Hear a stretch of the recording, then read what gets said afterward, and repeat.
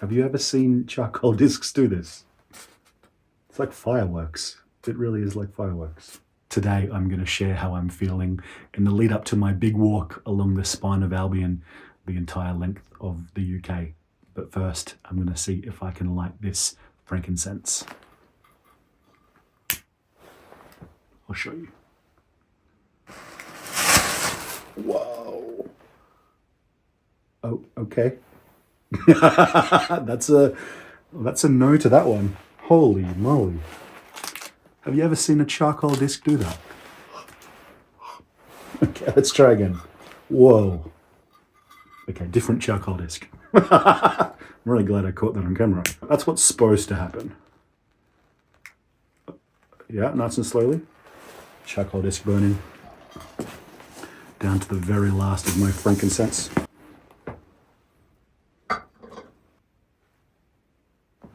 Looks about right. So how am I feeling just over 3 weeks out from beginning this journey?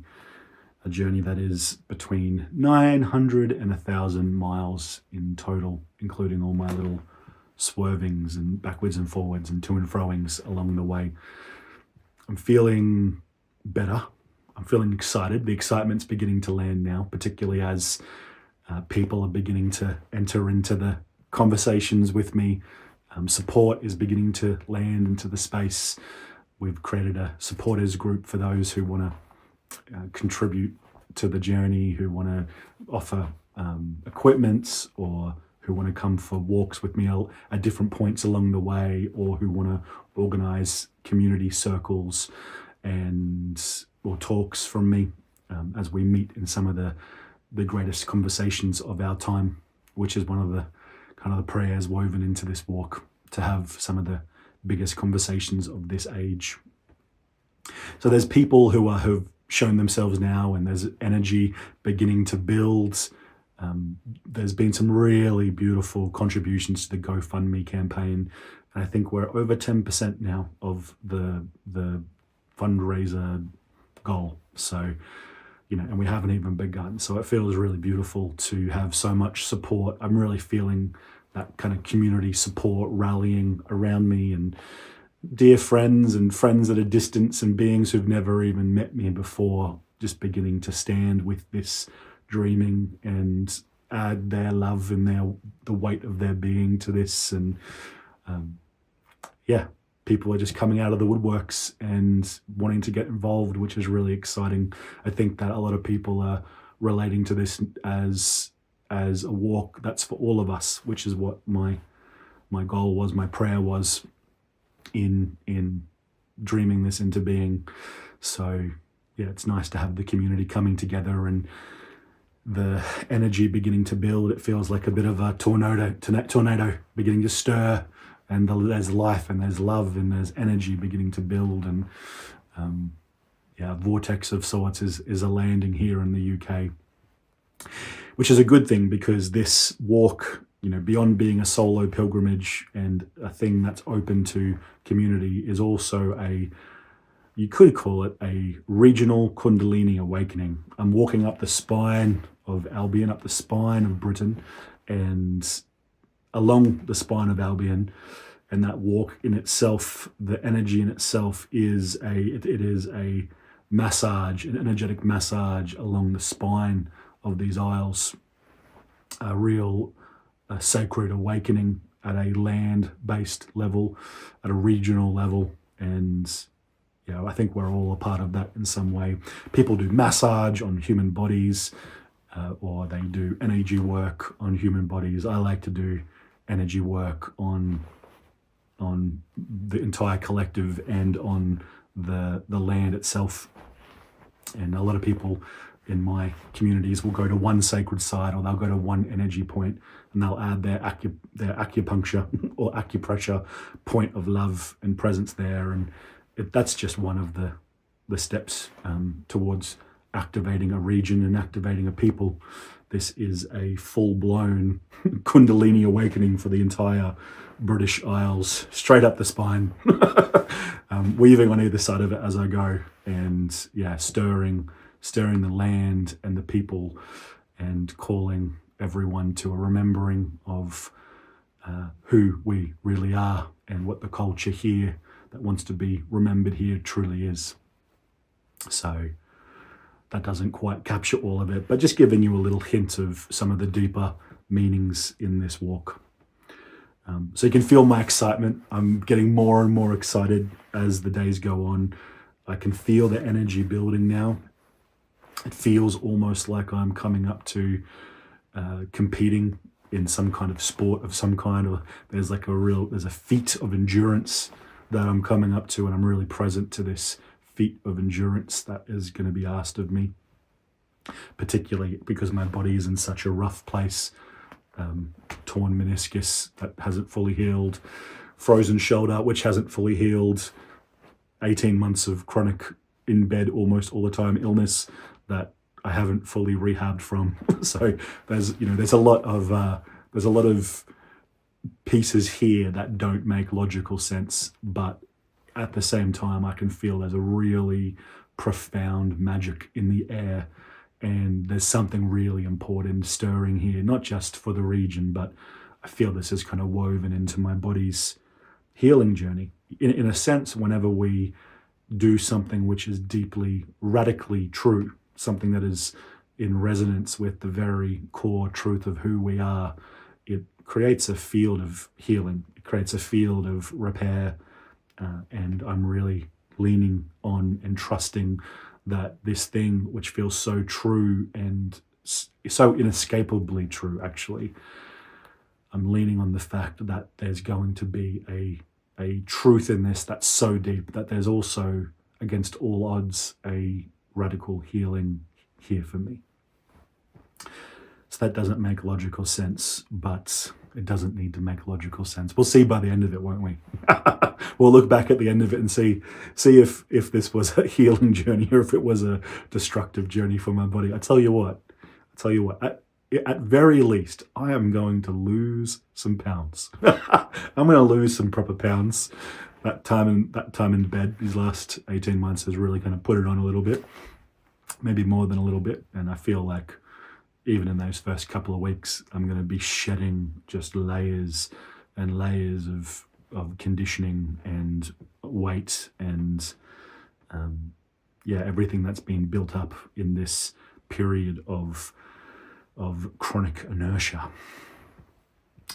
So it's going to be quite a radical time, and there is fear. I am scared of what that asks, and the aches and the pains. My back hurts right now just sitting here sharing this. So there is a fear that I have going into this, but I think it's matched by an excitement and a passion and of really feeling like I'm on the court in the game of life, like I'm really bringing myself to a sacred call and to something that's been asked of me that is it's almost like a divine challenge in some way, and a calling that lives underneath comprehension. So it feels very magical and aligned, all of this. I am overwhelmed with how much I have to organize. It's too much, to be honest. Organizing all my gear and rallying the fundraiser, where we've also got hoodies that are coming to support the raising of funds for this, that Raising Albion hoodies. Oh, I can tell you right now, that's what we're calling this mission. It's the mission of Raising Albion. Albion is the ancient name of these isles. It is the first recorded name of these isles, the pre-Roman name for these isles. It's what the Greeks recorded anyway as the name for these isles. So Albion, Raising Albion. That's the whole isles. It includes Wales, Scotland and England, who have bickered and fought over the millennia, but at the heart of it they share this extraordinary piece of land, which is ancestral land for me. These lands are woven so deeply into the story of who I am and my being. We're all the way down the mother line, just generation after generation woven into these lands. And I feel really supported by that, really held by that, ancestrally held in this moment, in this challenge. So it feels big, the energy feels big, and it feels like a challenge that is just, I was going to say just too much for me, but it's quite a lot too much for me. It's quite a lot too much for me. But all the truly great initiations, all the truly great rites of passages, they always feel like too much. They always feel like they hold within them something that we're unable to meet, or they are a challenge that we're unable to face. And this definitely is that for me. It feels like logically it feels like I can't do this. Logically it does feel like I can't do it. But magically, illogically, liminally, at a soul level, it feels like, of course I'm going to do this. Of course I'm going to. What else is there? What else is there? And there's a particular kind of faith that lives beyond courage. Even beyond courage, it is a faith and a trust to just give myself all the way to this thing and know that whatever happens, that it's for me. I can already feel it. I'm already lifted and inspired and raised by this. I hope you are as well. So with just over 3 weeks to go, I'm beginning to be really excited. I'm beginning to feel my grit and my determination and my willingness to meet whatever comes my way rise. And on a practical level, I'm spending every day hustling my ass off to get all the practical things done. My friend Dan is going to escort me from St. Catherine's all the way to Culver Downs.